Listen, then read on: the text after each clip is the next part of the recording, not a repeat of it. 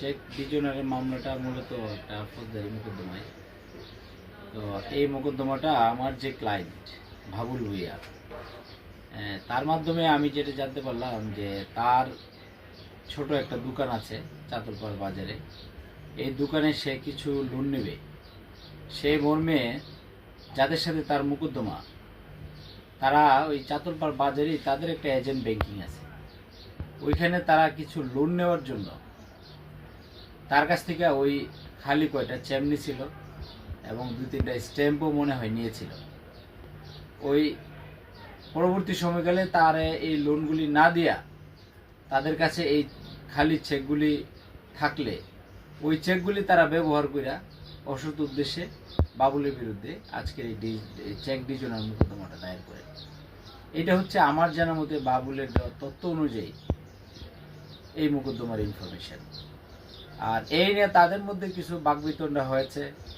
বাবুলও বলেছে যে এই চেকটা অসৎ উদ্দেশ্যে নিয়েছে, যে উদ্দেশ্যে চেকটা দেওয়া ছিল ওই উদ্দেশ্যে চেকটাকে ব্যবহার করা হয় নাই, পরবর্তীকালে তার বিরুদ্ধে এই চেকটাকে ব্যবহার করা হয়েছে বলে সে দাবি করেছে। মাঝে মধ্যে দেখা যায় কাউকে জিম্মি করে চেকে সাইন নেওয়া হয়, আবার কারো কাছ থেকে কাউকে 1 লাখ 2 লাখ টাকা ঋণ দিবে বা ধার দিবে, এই জন্য তার কাছ থেকে একটা খালি চেক নেওয়া হয়। পরবর্তী সময়কালে যদি সে ওই টাকাটা দিতে ব্যর্থ হয়, তাহলে ওই যে যিনি হাওলাত দিয়েছেন তিনি তার ইচ্ছে মতো এই ব্লাঙ্ক চেকে টাকার পরিমাণ এবং নাম লিখে মোকদ্দমাগুলি করে থাকে। আর আমাদের এই প্র্যাকটিসে সাধারণত এই মোকদ্দমাগুলি বেশি হয় এবং এই মামলার পরিমাণই বেশি। আমরা সাধারণত দেখি এই মামলার পরিমাণই বেশি। সাধারণত এই মোকদ্দমাগুলি, চেক ডিজনের মোকদ্দমাগুলি, যদিও চেকটা উপস্থাপন করে চেকটা অরিজিনাল বা সঠিক, বাট ঘটনাগুলি সাধারণত বাদী পক্ষ কিছু মিথ্যার আশ্রয় নিয়ে এই মোকদ্দমাটা দায়ের করে বলে আমাদের এই দীর্ঘ এই দিনের এই চেক প্র্যাকটিসে আমাদের কিছু নিরপেক্ষতার দৃষ্টিতে যদি চিন্তা করি এমন মনে হয়। এই মোকদ্দমাটাও এই টাইপেরই একটি মোকদ্দমা। রাব্বির কাছে 1.5 লক্ষ টাকা রাব্বি ইতিহাস দিতারে না হিসেবে বাবলুর কইছে যে তুমি যখন বিকাশের ব্যবসা আছে আমার একটা ব্যাংক চেক দেও, আমি এটা এই সমস্ত একটা লোন উড়াইয়া আমার এই টাকাটা দিয়ে দিই। মানে এই টাকা কথা কয়ে সেটা চেক নিয়ে সেটা নিচে হের মেঝে এরা লাগাইছে 22 লক্ষ করে জালিয়াতি করছে। বাবুল এটা হয় বল লাভলির কাছে 1.5 লক্ষ, কারণ আমরা এই টাকা দিতেও পারে না। এরা বাবুলে কইছে যে তুমি ইয়া দেও, এই চেকটা দেও, সাক্ষী হও, আমি তুললে তোমার টাকা দেবো। ওই এই বললে নিয়া যখন টাকা দিতে যখন চেক নিয়েছে না, ডুপ্লিকেটি করে নিয়েছে ব্যাংকে নিয়ে, আর নামে 22 লক্ষ টাকা লিখে লাইছে নিজে, লিখে সেরা আমরা 22 লক্ষ টাকা। তাহলে আমরা এই গ্রামের মধ্যে 4টে মিটিং করছি, এরা মিটিং আইলো না।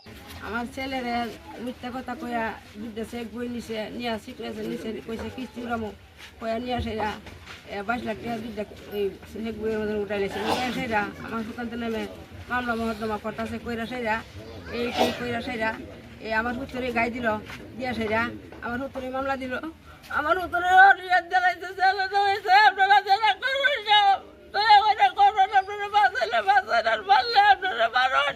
আমরা অনেক নিরুফা মানুষ। আমার ছেলে থাকতে পারেন একটা পুরান একটা ট্রেনের ঘর আমার আছে, এটা দিয়ে আসে রাখি। আমরা মহল্লা দেখছেন এই কয়েকটা ট্রেন দিয়ে 6-7টা ট্রেন দিয়ে আগে হেরে তুলে দিয়েছি, কিন্তু থাকতে পারে না।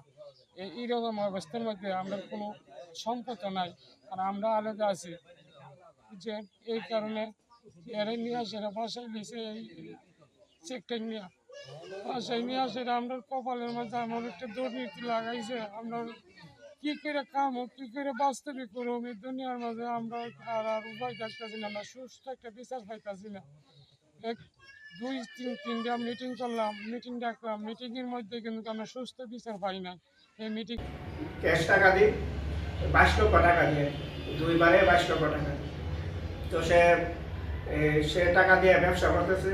তো সেখান থেকে আরও কিছু কয়েক মাস আমাকে দিয়েছে লাভ।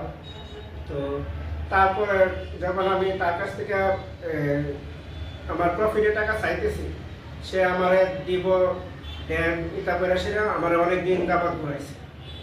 তো তারা আমি বললাম যে এভাবে তো হয় না। তো সে তারা নিয়ে আমি একটা সালিশ করছে।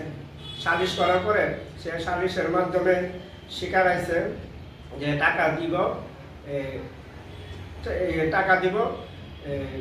সে আমার 2টা চেক দিছে আর কি। আমি নূর মোহাম্মদের কাছ থেকে 1,50,000 টাকা পাই। সে আমার কাছ থেকে দান নিছে। দান নেওয়ার পরে সে আমারে বলছে আমি ওর কাছে টাকা চাই। টাকা চাইতে গিয়ে সে পরে বলছে আমার কাছে টাকা নাই, এই সে একটা কিস্তি উড়াইব, কিস্তি উড়াই এসে আমার টাকা দেবে বলছে। এই কথা বলার পরে সে আমার বলছে আমি অন্য কেউ জামিনদার পাইতেছি না, মানে আমাকে জামিনদার দিবে। সে বলছে সে আমাকে জামিনদার দিলে টাকাটা শর্ট করে সে উড়াইতে পারবো। এই কথা বললে সে আমারে জোরজবস্তি করে সে রাজি করছে। রাজি করানোর পরে সে জামিনদার কথা বললে সে আমার কাছ থেকে 2টা ব্লান্ট চেক নিচ্ছে। ব্লান্ট চেক নিয়ে সে এই ব্যাংকে গিয়ে ডিজোনার করায় সে একটা চেক লিখছে 10 লক্ষ টাকা, একটা চেক লিখছে 12 লক্ষ টাকা। সে 22 লক্ষ টাকা লিখে সে আমার নামে উল্টানো মামলা করছে।